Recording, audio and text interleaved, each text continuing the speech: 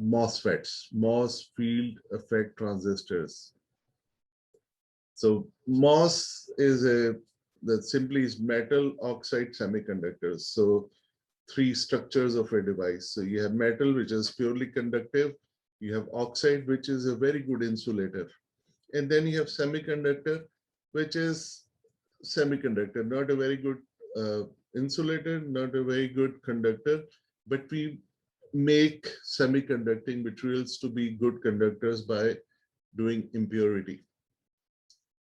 This chapter onwards will depend on many things which are in solid state devices, what we call N-type and P-type materials. So we will not go into how we get an N-type semiconductor or how we get a P-type semiconductor, but we'll just build up on this basic physics that we have semiconductor materials and they may be N-type and they may be P-type.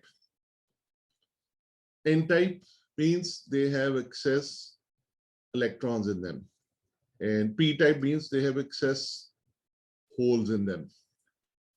Now, we need to get this terminology really sink in. And because when we'll talk about these things, we'll be repeating these words. So when I say N-type, you have to know this is a material that has many more electrons than holes. Holes are there. So in a native semiconductor, or what we call intrinsic semiconductor, there are equal number of electrons and holes. And those electrons and holes are basically found when an electron jumps from valence band to conduction band. It leaves behind a void. We call that a hole. So they are equal number because as many electrons have jumped up to the conduction band, same number of holes are there in the valence band. But then when we do the doping, when we do the processing where we introduce impurities, some other elements, so then we either get many more electrons than holes or many more holes than electrons. That's basic. Now, in terminology, if I am dealing with N-type materials, I would say majority carriers, and that would mean electrons for N-type. When there is majority, what is the other type called? When you are in the house, you are in majority. What is the other party called? Minority. Minority. So when in N-type material, I talk about minority carriers, what would that mean? In N-type material, when I say majority carriers, I mean electrons because there are many more. But when I say minority carriers, what would I mean? They have less electrons? Holes. No, I will be referring to holes. Okay. Right? So when I say majority carrier, you have to know for N-type, I mean electrons. Why we say instead of, why wouldn't I say just say electrons in N-type? Yeah, because when P-type, I can say majority carriers, that would mean holes for P-type. So you have to use this context. And majority carrier and minority carrier, calling them like that, makes the principles or ideas equally applicable to N-type or P-type material. Does it make sense? So for any semiconductor material, I can talk about the behavior of majority carriers. Now that would mean for N-type electrons, for P-type holes. Does it make sense?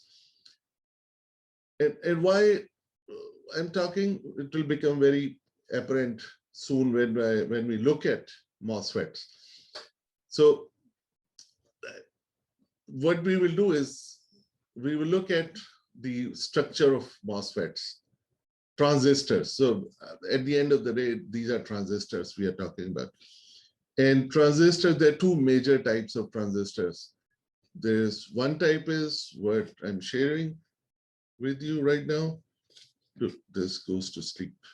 All right, so I need to make sure, what do you see on my screen? So one type is called MOSFETs, metal oxide semiconductor field effect transistor. We'll talk about field effect also. What does that mean? And why the other type is bipolar junction field effect transistors. So we call them BJTs,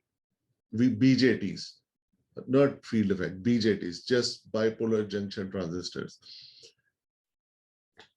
So far, we have discussed or talked about two-terminal devices. Can you give me an example of a very fundamental two-terminal device? Two-terminal device. Resistor. Resistor. All right, very good. Very fundamental. You apply positive and negative electrode and you ramp up voltage and you start seeing current flowing, right? And for resistor, we use Ohm's law to understand its behavior, right? Ohm's law, V equals IR. And when I say Ohm's law, what we fundamentally say is V is proportional to I, which means if I plot it, what kind of plot do I get for resistor? Polynomial, exponential, linear. What kind of relationship do we get for IV characteristics of a resistor? Linear. Straight line, yeah, linear, very good. And that can be depending on the resistance, would be the slope would be different, right? Higher the resistance, lower the slope, lower the resistance, higher the slope, right? This again is the language we need to be comfortable with. Give me an example of another two-terminal device. Example of another two-terminal device. A diode. A diode, very good. And we know diode is made up of two types of semiconductor materials, P type and N type. We bring them back to back. And then like we have recently studied that in forward bias, it's a short circuit. And we can model it, it's short circuit. In reverse bias, this is open circuit, right? No current flows. So it's either just a resistor, but with this, with this exponential behavior where we say this goes like this, right? So there was this voltage threshold V 0.7, and on reverse bias, we said it stays and then it breaks down, right? So again, IV characteristics. Very good. Give me an example of another two-terminal device. Another very fundamental two-terminal device component. In an RC circuit, what was the Capacitor. other component? Capacitor, right? And we write capacitor as two parallel plates, right? So what is the fundamental relationship for a capacitor? Charge is equal to CV, Q equals CV, right? So whatever voltage we apply, there is an accumulation of charge on this thing, and capacitance is what defines that charge. So these are all two-terminal devices. Now we are getting into three-terminal device. And these relationships are important because we'll be building up on top of that. So just wanted to make sure we know these basic things.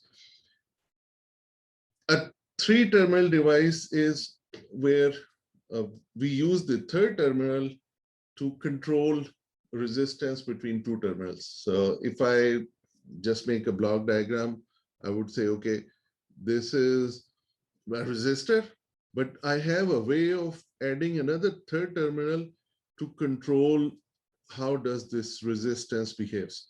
I can increase the resistance, reduce the resistance, right? Which means with this third terminal, I can change the IV characteristics.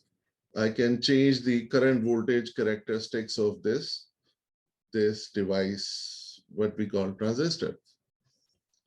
And so now we have to, it's a little bit more involved because we are not just dealing with Ohm's law. We're not just dealing with voltage between two electrodes. We are also dealing now with the voltage that is applied on the third electrode and how does it affect the voltage and current that should flow because of those two electrodes, right? So this is where we will deal with equations in this chapter on the current voltage characteristics of a transistor. Where do we use transistor?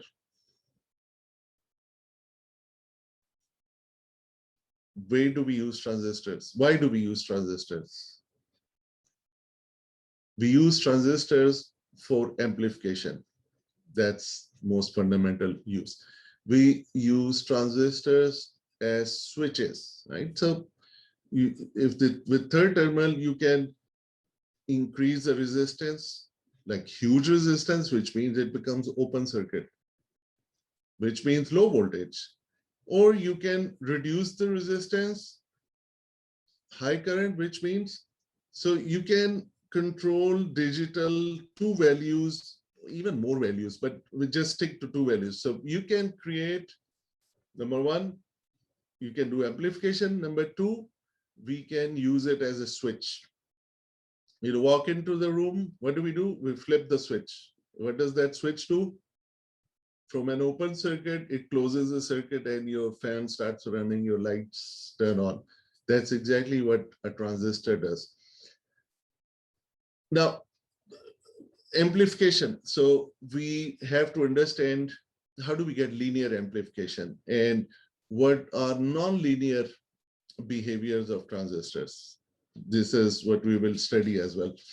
We will look at what are different ways how we can construct amplifiers to achieve different properties. And we will see also for MOS transistors that how can we build them using discrete components. So these are the things that we will do for next 2 weeks or so. So our goal is to hopefully next Monday we can have a midterm exam. That's what we had scheduled. So we are on track. So I'm hope we will be halfway through this chapter for the midterm material.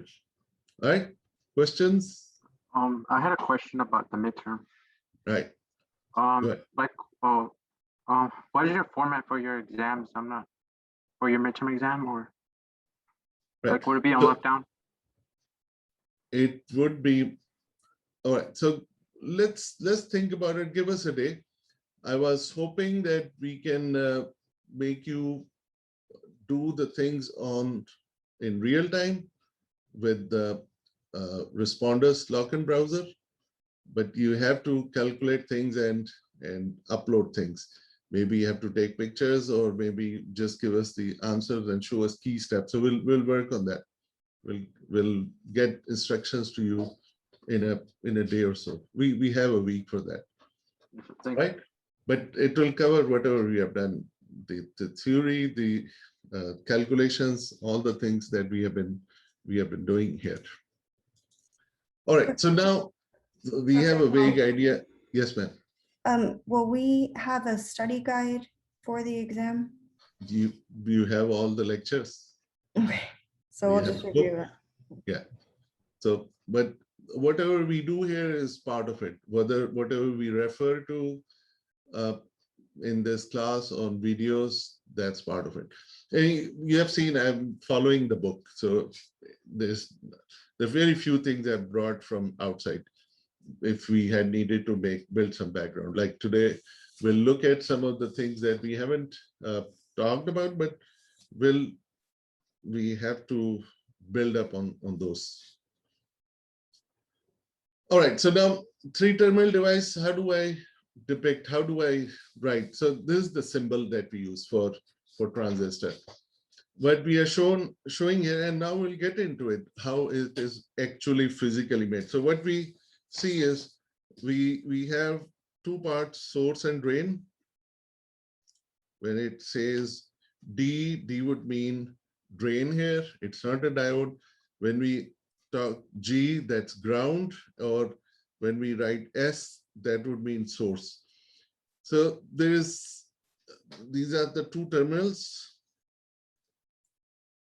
which are conducting, and this is the third terminal which is controlling how does this conductivity occur, or that's the thing which is controlling the flow in between those two things called source and drain. And if we look at how it is made, these are nothing but two diodes placed back to back.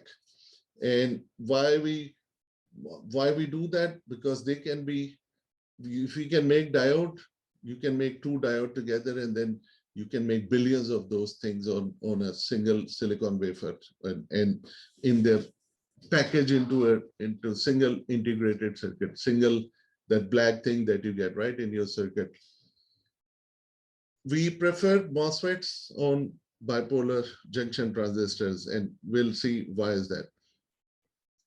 This is the basic fundamental structure. Now you have to think 3D for some time. But why do I say that? Because we'll be working with this 2D cross-sectional cut, but you have to know where does this cut come from. This is part of this 3D structure, where if you think about it, and this is N-type MOSFET. This is N-type, and we have to see why we call it N-type. Which one is N-type, which one is P-type? This silicon wafer, in which we have done different kind of dopings. The base wafer, or the wafer before we made these N-type pockets in it, was P-type. And P-type means it had more holes in it than electrons.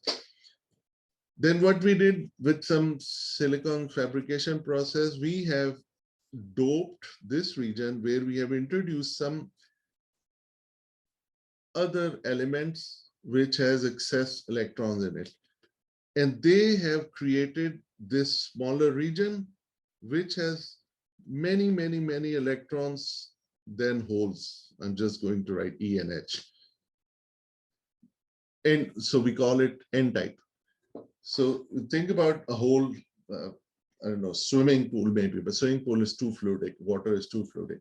A gel, a pool filled with gel is still too fluidic. And then in some part, the whole gel is green, and then you have made some pockets where you have put red jello. I don't know. So think, but it is hard material. It is hard material, but what we do is we introduce those impurities from gaseous state to solid state, and they create these pockets or regions which have different charge carriers. So the majority charge carriers are different than the whole base. And these two parts which are heavily doped with N-type, we call them source and drain. And these two somehow needs to be connected. But the problem here is they are N-type, but the region between those two is P-type, right? Those two pockets are rich in electron, but the part between those two is rich in holes. So electrons, there's no path for electrons from source to go to drain. There's no way for, because as soon as they come, some holes will capture them, neutralize them. So how do we get that charge carrier from source all the way to drain? We have this third part to it. And now if I just take you from here to here, you will see this black one is metal. This thing with the lines in it is oxide, a very good insulator. And then this blue region, what calls channel, is semiconductor. Now think about it. We have an insulator. I have a metal on this. So if on my metal, I apply positive charge, what kind of charge is going to gather on the other side of that insulator? Think of magnet. So I apply positive charge on the metal side, on gate, what I call gate. For example, if I apply very high positive potential, what kind of charge is going to gather on the other side of the gate? or the other The side electrons? of electrons, negative charge, right? Which means that from outside, there was no channel, source and drain cannot reach each other. But if I interfere from outside by introducing heavily positive charge on this black thing, which is not electrically connected to the MOSFET area, it's insulated, but that insulator is going to result into other type of charge to accumulate on the other side. When that happens, I will come back. When that happens, this was an animation, but this is the right thing. When that happens, the electrons are going to come accumulate close to that insulator. They're going to create a very thin layer, super rich in electrons. That's going to connect source and drain. When that connection happens, current starts flowing. So let's go back.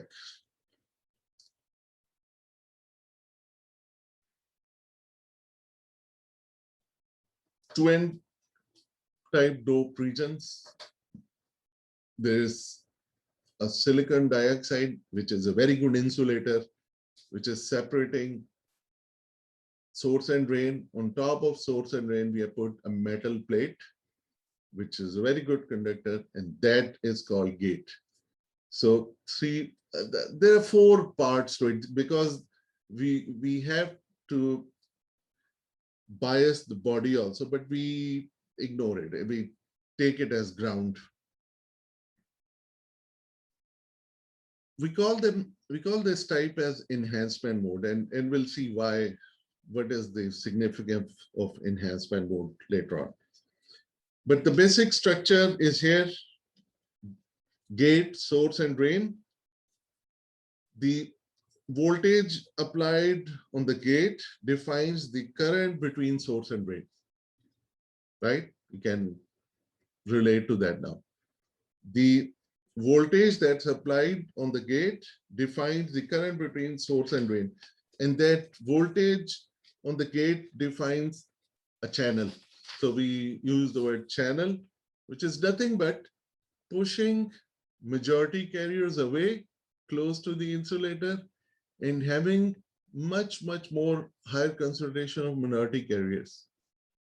I just did that, right? So I prepared you to think when I say minority carriers, you have to see what is the majority carrier in the base region or channel region without, for any reason, without even, with or without gate voltage. What are the majority carriers in the channel region?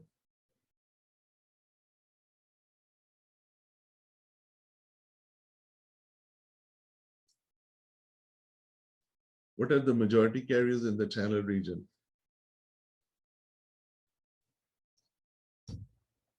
Okay, hint. What is the channel region made up of?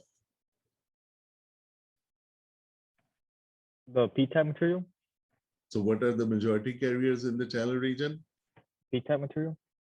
Okay, what are the Positive charged?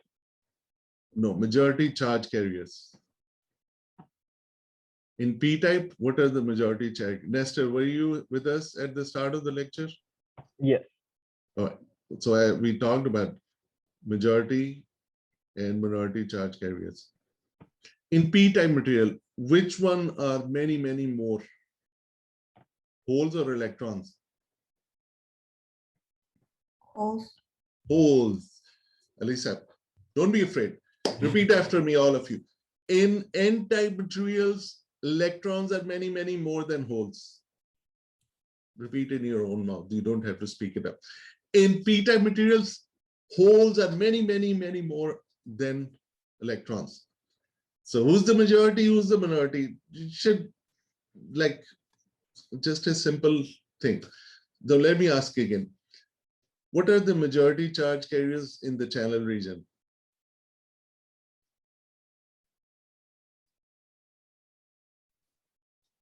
It's made up of holes. Very good. Holes.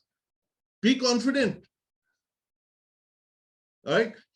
Now, when I apply the voltage on the gate, I'm pushing majority carriers away, and I'm having minority carriers suck up close to that gate region. And that creates N-type channel, right? And that's why we call it N-type MOSFET. And there are P-type MOSFET also, in which the base, not the base, the substrate, this is the whole thing is substrate, right? The whole region. And then we have made pockets in it. In P MOSFET, the substrate would be N-type. And majority carriers will be electrons. In that case, what kind of voltage would we apply here? If it was P-type, sorry, if it was N-type substrate, what kind of voltage would we have to apply? Positive or negative? If it was Negative. negative, Alyssa, why negative? Because if it was N-type, we have to push N away and bring P's close. In that case, we'll have to apply negative. So we push N away. In that case, P MOSFET, the channel will be made up of holes. Let's continue. We'll see. These basic concepts will become a little bit more easy to grasp. All right, so there are two parameters shown here which become interesting, and let's look at them. One is the length of the channel, L. The other is width of the device. For a resistor also, the same ideas hold there. So think about it.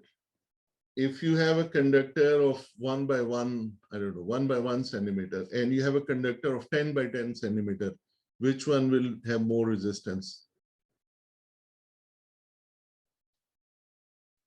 You will not know, because I haven't told you the length of the thing. So if I have a conductor and I say take the same length, but I make the conductor a bit wider, which one will have more resistance? So bigger conductor, bigger cross section has less resistance. Just take it from me. And if I would take same area but longer conductor, the longer one will have more resistance and the smaller one will have less resistance. Does it make sense intuitively? Right? Resistance is how much more effort do you need to get the charge through? So length and width are two important physical parameters in our transistors. Lengths are from 30 nanometer to microns. So now this something also you'll have to do, and let me do that, because these numbers will appear. So you have to be comfortable with these units. 1 micrometer is 10 raised to power minus 6 meters, right? 1 nanometer is 10 raised to power minus 9 meters. So between these two, the relationship is simple. 1 micrometer is how many nanometers?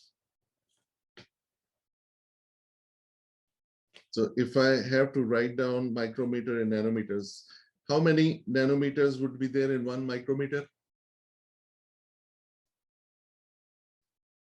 You guys can calculate it.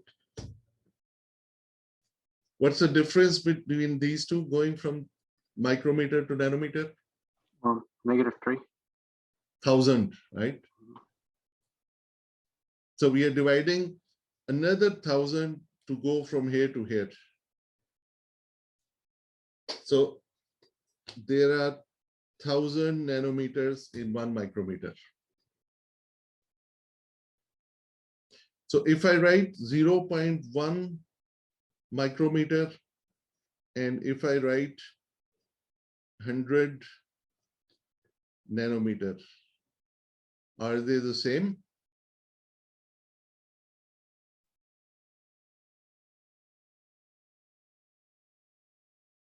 Are they the same?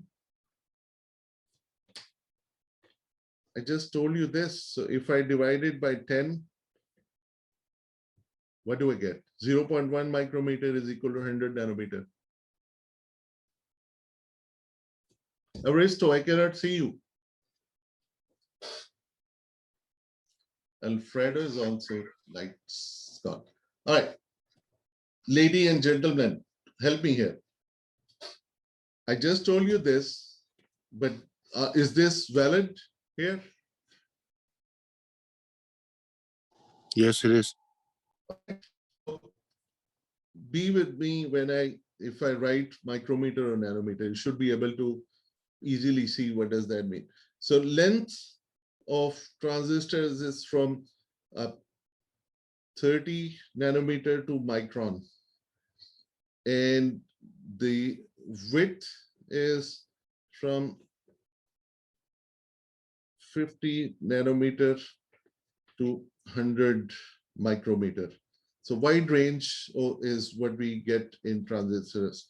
So the smaller it is, which would mean many more of those would be packed on an IC, which would mean that will be an expensive one. All right, so all right, we saw the structure. All right, so we know now what does MOSFET mean? Metal oxide semiconductor field effect transistor. So we have looked at MOS part so far. We haven't talked about field effect yet. So we all are, if you look at this picture, you should be able to tell me where is the metal, where is the oxide, where is the semiconductor, which gives this thing the name MOS, right? So we use MOS, many times we use.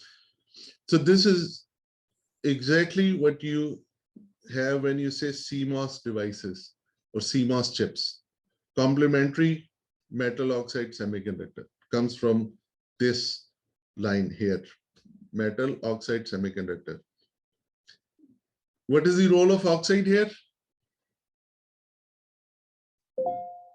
What is the role of oxide here?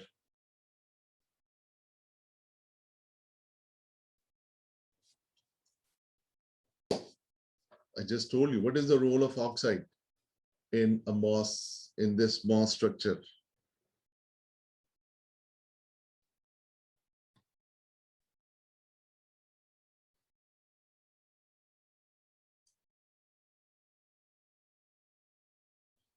What is the fundamental job of oxide? It is used as insulator. Can we use other insulators apart from silicon dioxide? Yes. Yeah, we can. Indeed, now in new devices, we use other types of oxides instead of silicon dioxide. Use hafnium oxide and yeah, so there are many. The fundamental role is it's supposed to be a very good insulator. So when you apply the voltage on the gate, the insulator results into the opposite type of charge to get accumulated on the other side. That's the goal. And now we don't use metals to make metal. We use polysilicon. So that's another type of silicon, which is also very conductive. Another name is insulated gate, FET for MOSFET. It's composed of 2 p-n junctions. So we have seen these things now. All right, so let's look at now the biasing and the operation of a MOSFET. Zero gate voltage. So there's no voltage on the gate. No gate is formed. These two pockets, source and drain, they are just acting as a reverse bias diode. Two reverse biased diodes, which means that there is no current flowing. There's no conductivity. There's no conduction between source and drain. Here's another point. the source and drain are exactly the same. So it's just we pick one to be source, another to be drain. We can just switch them. But whichever we decide to be source and whichever we decide to be drain, then we apply the bias on the drain side. We'll look at that. But they are exactly the same. You can just switch them. All right, but we pick one, and which one do we bias? Source or drain?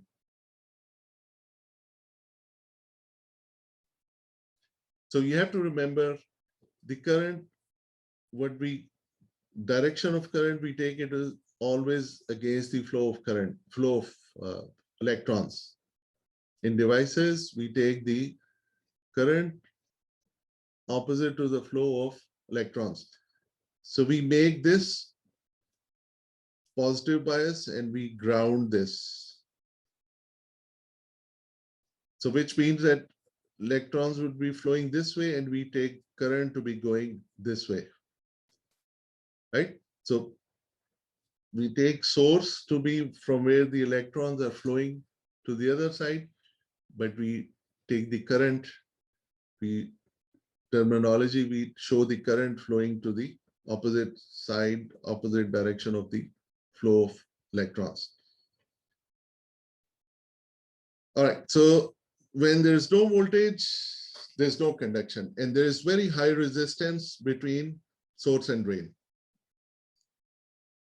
So we have whatever voltage we apply between these two, there's no gate, there's nowhere for that charge to flow. So we have very high resistance from the between source and drain, which means open circuit. There is some current, will not get to that detail, very small current. All right, so now we have to create a gate. So we have to apply gate voltage. And what we do there is we need to create negative charge. So this is just showing that you have, because these are reverse bias, so you have depletion region here between those two. And as we supply VGS, you'll have to follow me now when I speak about VGS or VSD, because VGS would just mean the voltage between gate and source, or VDS would mean voltage between drain and source. Just stop me if I go too fast or if I don't make sense to you, stop me and ask me, okay, what did I just say? Because we have to build these fundamental concepts to see how does a transistor, a MOSFET operate. We apply a positive voltage on the gate. That would result into pushing down these positive charges, especially in this region, what we call channel region.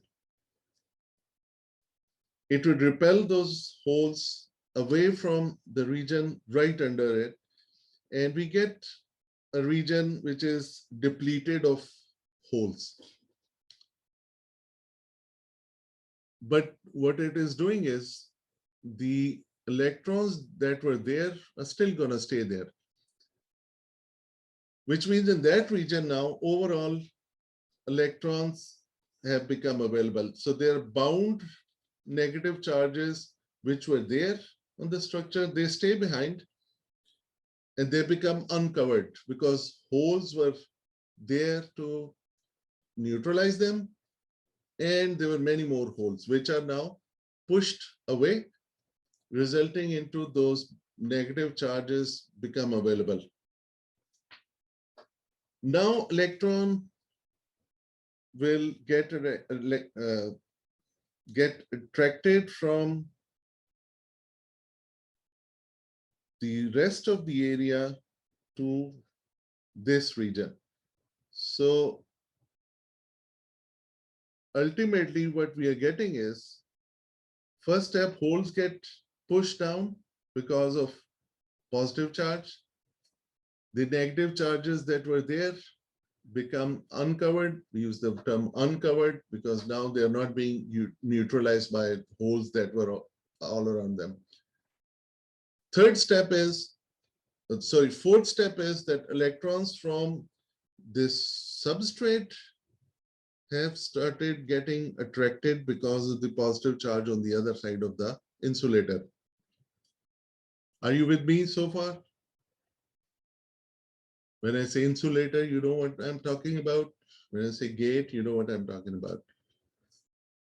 This attraction of electrons is resulting into this localized high concentration of electrons.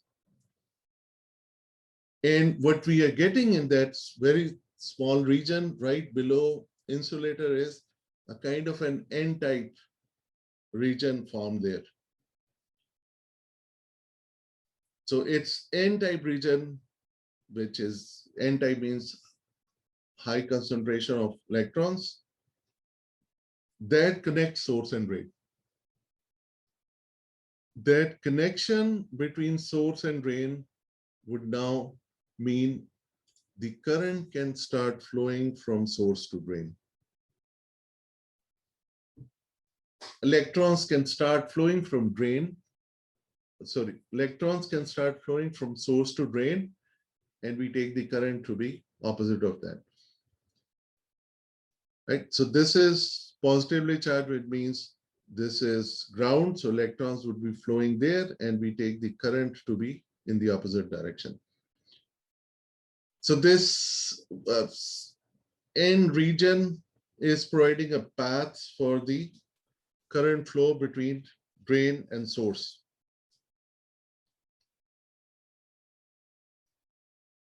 And even very small voltage between drain and source would cause this current to start flowing. And that is flowing through the channel. So now when we applied the positive voltage, it created a field on the other side of the insulator, right?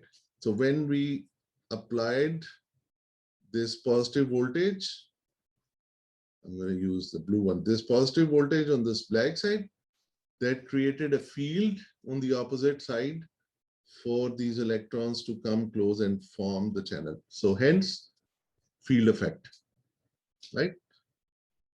Hence, we call it field effect transistor.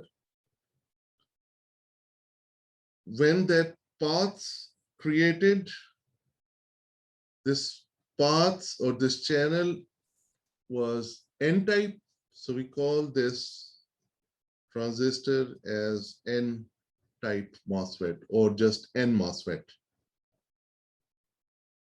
So because of the type of channel, we call it N MOSFET. So in P MOSFET, what would be the channel made up of?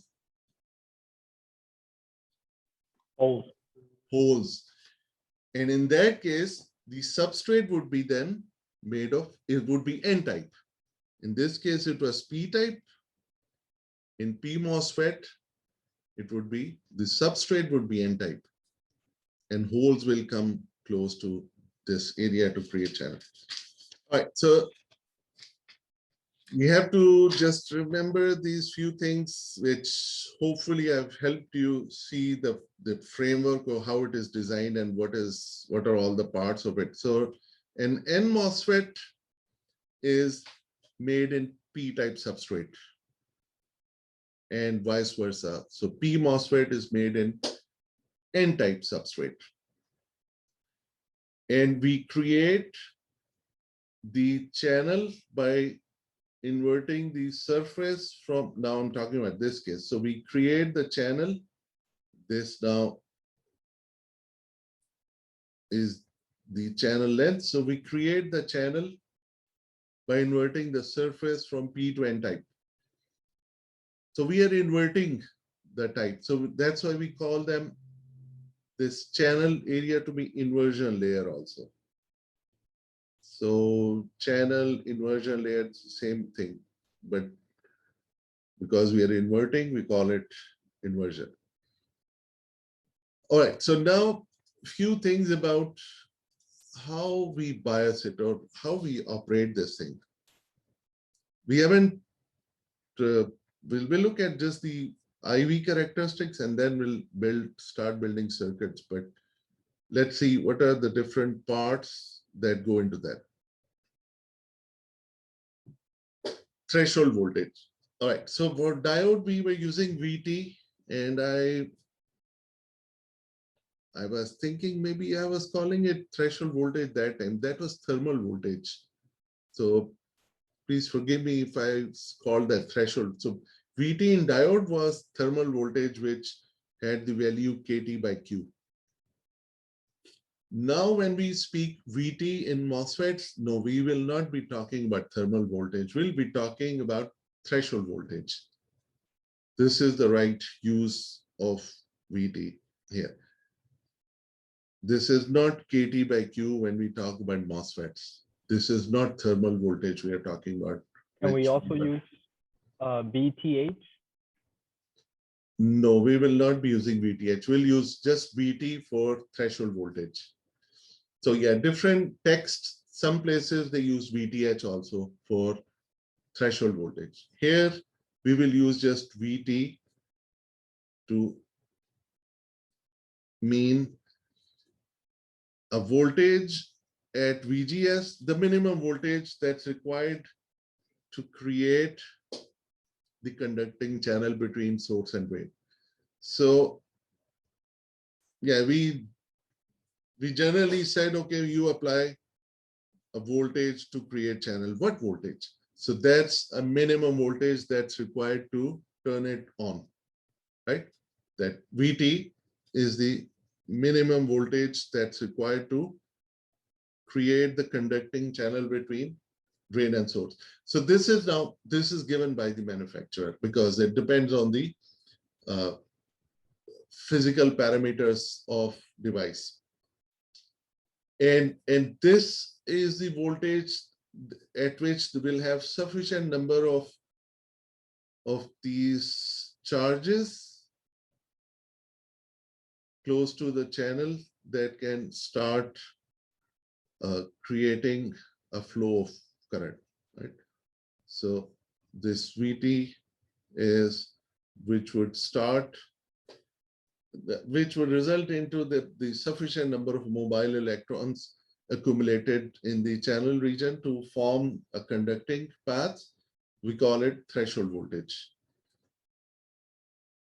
Now, for N MOSFET that we are studying, this voltage was positive, right? So we had to apply a positive voltage so we could accumulate electrons, right? So for P MOSFET, then this would be a negative voltage, right? So just whatever for N MOSFET would be opposite for P MOSFET.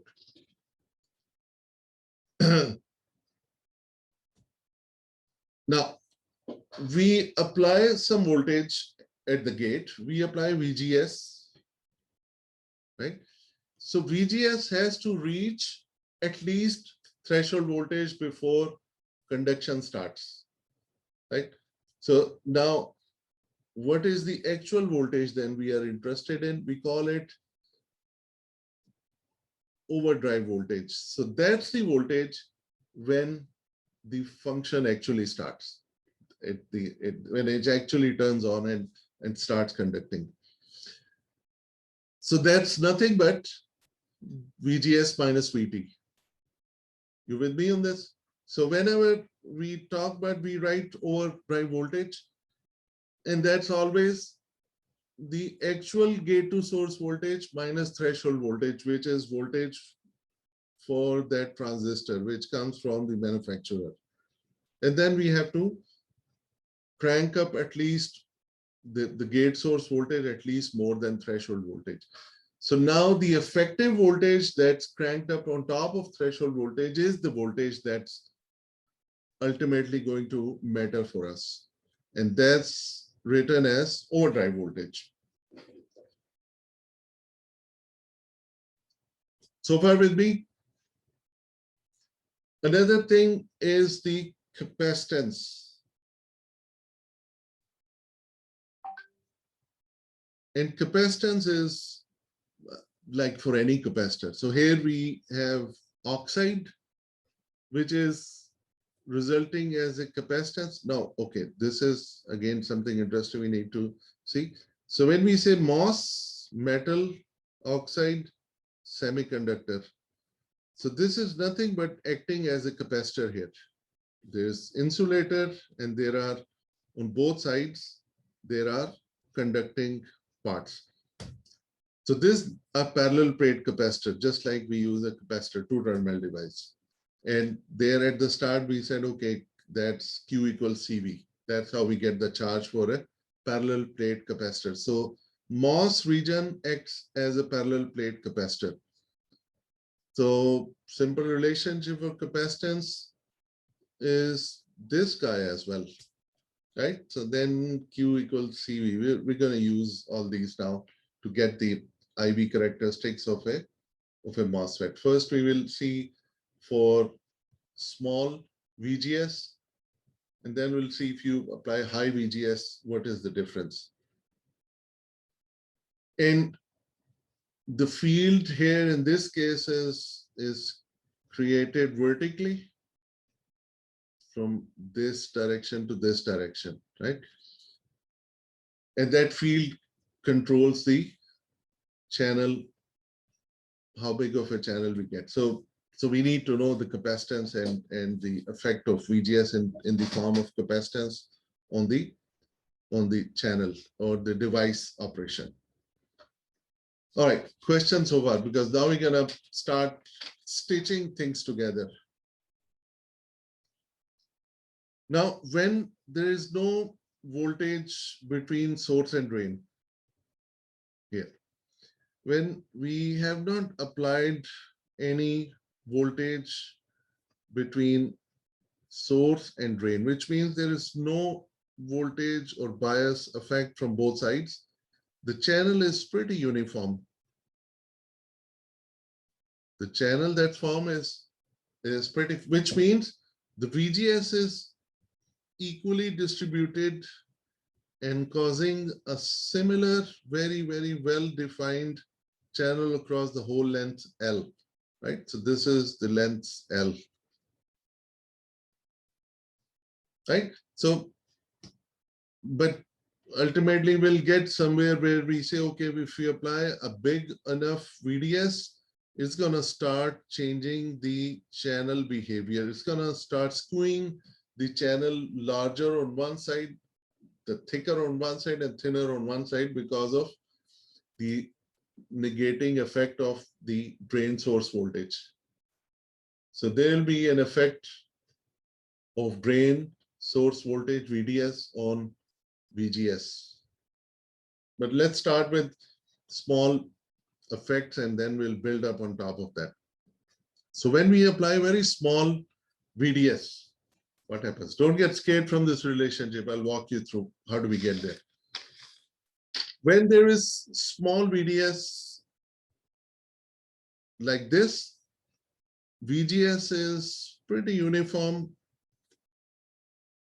This is VGS, is uniform across the whole channel. Across the length of whole channel. Across the length of channel.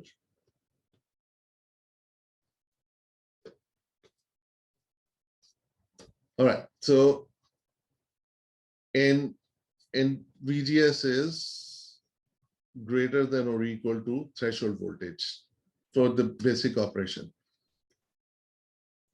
Now, where did this come from? Let's build up on the basic charge and then we see the current. If we get the charge, we can find the current. So charge is Q equals CV, All right. So but what we do is we use here oxide charge, COX, and that's the oxide capacitance. So which is capacitance of this parallel plate capacitor per unit gate area. That's the important thing. So this is the capacitance of parallel plate capacitor per unit gate area. So per unit gate area. So area is, in the case of our device, we have width and length.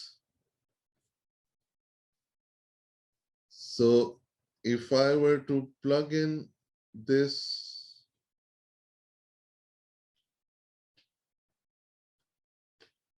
charge thing, I would write it COX times the area times the applied voltage, right? So Q is equal to CV.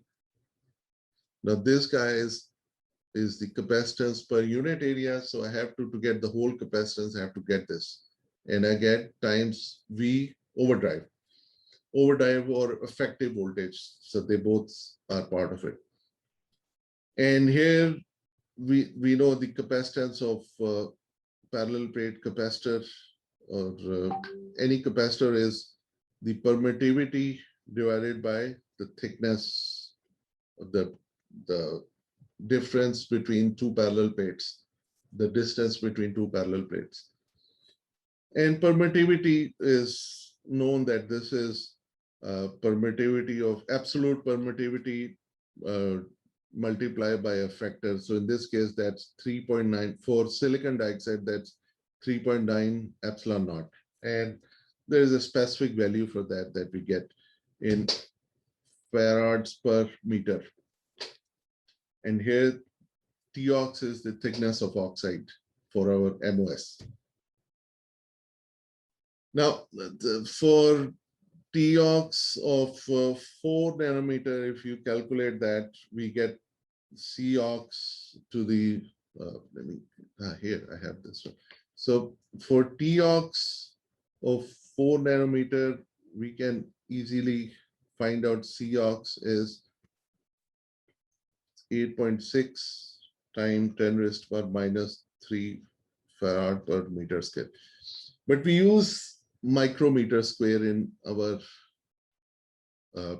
calculation. So if you convert this, what we would get is 8.6 femtofarads per micrometer squared. All right, so we need to get to this current relationship. Let's follow. How do we get there? So charge, as we wrote here, is Q is equal to CV, which here was COX times WL and effective overdrive voltage. So we can, in devices, we have, in modern devices, we know what are their sizes. So they range from length equals 0.18 micrometer. So these are, again, as designer, you decide what is the L going to be, what is the W going to be. So we are just picking some typical numbers with L equals 0.18, W equals 0.72 micrometer. The total capacitance would be COX WL to be 1.1 femtofarad. So you can find the total capacitance from this capacitance per unit area. Right? So now when we set up the basic charge, we can find current from that. And for current, we have to apply source drain voltage. Right? So here now, we're going to apply source drain voltage for that, we put the bias on the drain side. Let me show you how. So we build up on it.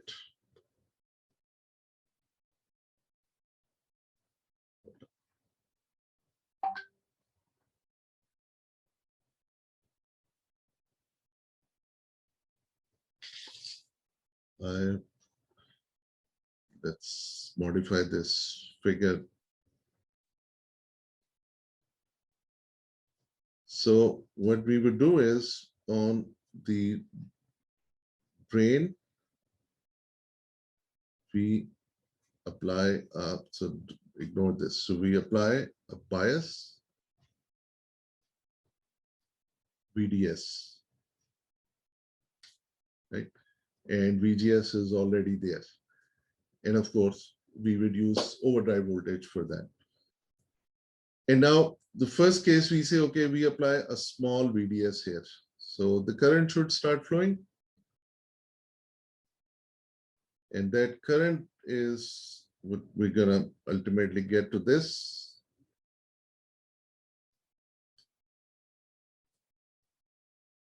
So there will be charge per unit channel length, which is Q divided by unit channel length equals C aux W overdrive voltage.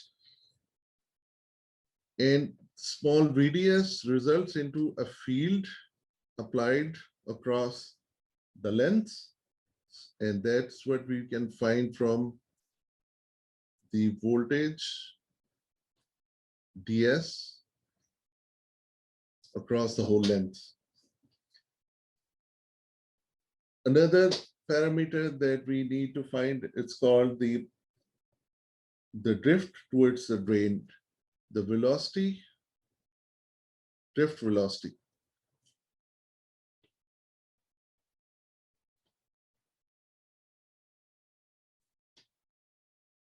This is something which is calculated by a factor called mobility times the field. Now here two things. So drift is the current or flow of charge under external voltage. There's diffusion, also another kind of current that happens in semiconductors, but we are just dealing with drift. And this mu is called mobility. Mobility is another parameter for semiconductor devices or semiconductor materials, which tells us the ease of flow of charge. So we don't have mobility for conductors, for resistance.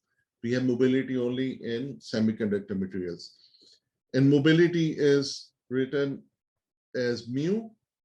So the drift velocity would be then mu, and we'll use this V ds over L.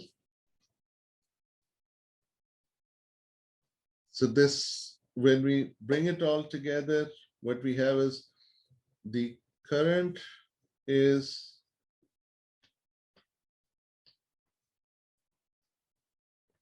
charge times velocity.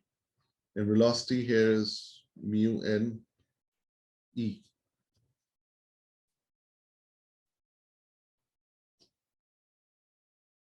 So these two relationships, when you plug in the values for them, we get for Q over L, we had this as C aux W overdrive, and this one we just have it here. So when you plug in those things, we get the drain voltage as the mobility for electrons. So yeah, so mobility for electrons and holes is different. And we know the values. We have the charts of all these things. C aux W over L times overdrive voltage times VDS. This is the basic drain current in response to small VDS. Now here we can always plug in the basic relationship, which was VGS minus threshold voltage. So we would know the threshold voltage, we would know how much is the gate to source voltage applied, and we can always either put them directly or we can combine them and write them like this. All right, now, if you look at it, this can be, so we have current, we have voltage, and we have a parameter here. If you think about Ohm's law, V equals IR, this can be something which can be related to that. So if I write it like this, I can write I equals 1 over RV. Make sense from here to here?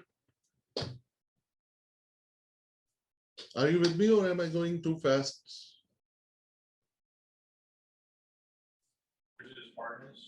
Doing good. All right, so this, this is an important relationship.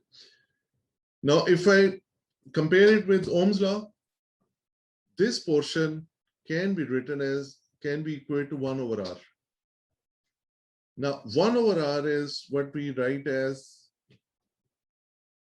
conductivity, resistance to conductance. And we write conductance as G. So now here, this conductance is between source and drain, so we write GDS.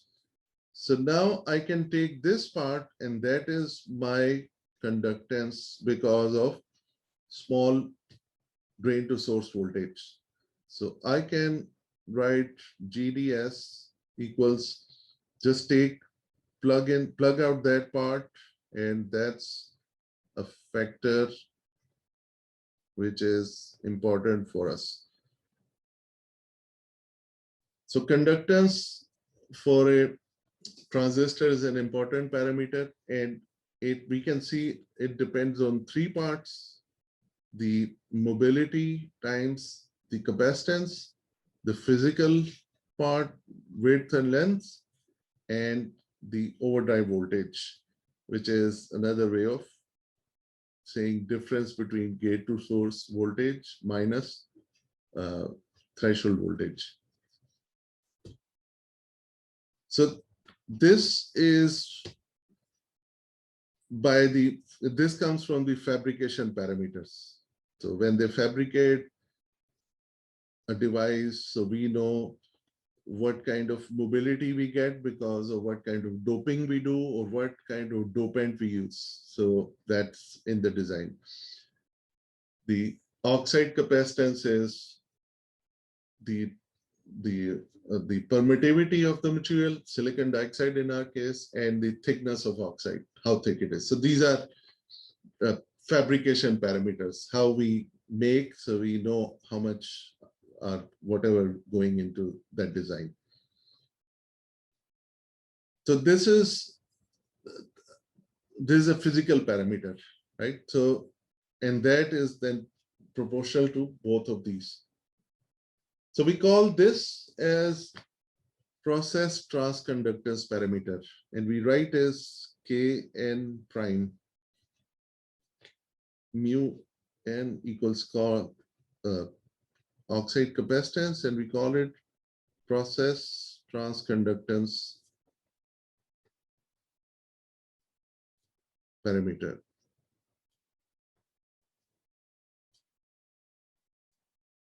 Now the second part, the width and length. So the channel conductance is proportional to the channel width L, right? So it's directly proportional to this, and it is inversely proportional to length. So if you remember the previously the resistance relationship with length and width that I showed you is the opposite of that. But we have the ratio of these two, which makes things a little bit easier for us. For any width, we can pick a length and adjust the ratio. So big device, smaller device, the ratio is what's going to result into the aspect ratio is what gonna have a direct effect on the conductance. And these parameters are again dependent on the fabrication technology. So they keep on trying to push the length smaller and smaller, and we call a factor as L min, the minimum channel length, which is a very important parameter in devices. So this is explained as the minimum channel length that is possible with any given fabrication technology that's that's being used to make these devices. So, and these have been pushed down and down over years. In 2014, they were 32 nanometer process technology. Now 2019, it was 14 nanometer technology. So now in 2021, they're already working on the ramping up of 4 nanometer technology. So think about it. So they keep on scaling it small and small, which means, so the aspect ratio stays the same. So you can get the same conductivity, conductance from a transistor. And another thing, when these goes scale down, the oxide thickness is also going down. So that's something we'll look at later on, that what are the issues when come with that. Now, the process conductance, transconductance times this product ratio is something then we write as the MOSFET transconductance parameter, Kn. So instead of process, now we call it MOSFET transconductance parameter, Kn, and Kn is equal to the process transconductance parameter, which is Kn prime times the aspect ratio. And you plug in the values, we get the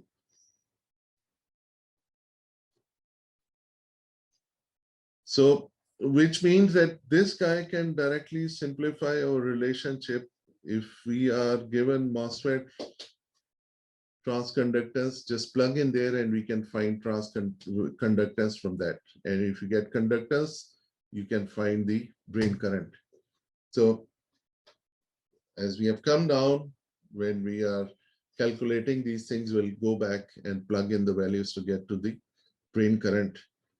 Now this is for small VDS. So VDS of few tens of millivolts. Because if the drain source voltage becomes larger, which we'll look at next time, the channel is no more, the channel dimensions change across the length. So this is not going to be uniform. Then this is going to have a tapered shape. So that would be the higher VDS signal. All right, so conductance is the reciprocal of resistance. So we can take that and find for smaller VDS, we can model the resistance because of drain and source voltage to be a linear relationship, and plugging in the GDS value, which had this guy times the VOV with that, I can write it like 1 over mu n. So this for small drain and source voltage. So we can find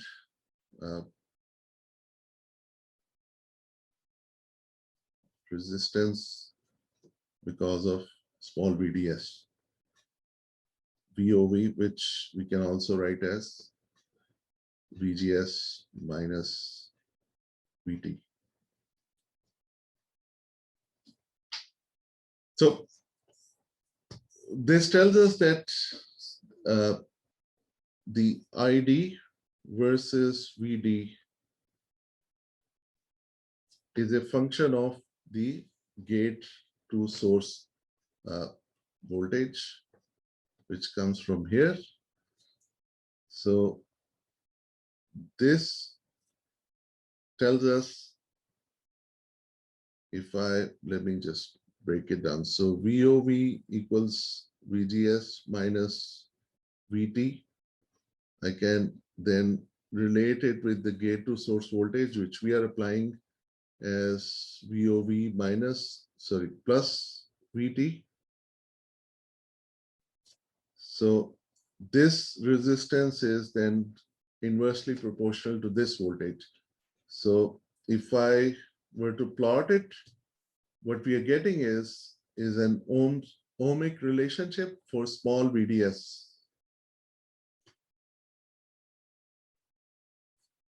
Where if the gate to source voltage is equal or less than threshold voltage, there's no conductivity, right? So zero current flowing. So you have to see this. And as the gate to source voltage goes up, we get more conductivity because of drain to source voltage. We keep on increasing our VG. So if you look at this relationship, ultimately the threshold voltage is constant. This is the overdrive voltage that's resulting into higher and higher slope. So more conductivity through this MOSFET. Now, what we are seeing here is because of changing or increasing gate to source voltage. Now, let me go back and relate to this actual figure of a thing that we have. By increasing my gate voltage, I am enhancing the drain, source to drain current. So higher this guy, more current through. So that's why we call it enhancement mode, that my VGS can enhance the current that goes through the channel and overall device parameters, overall transistor behavior.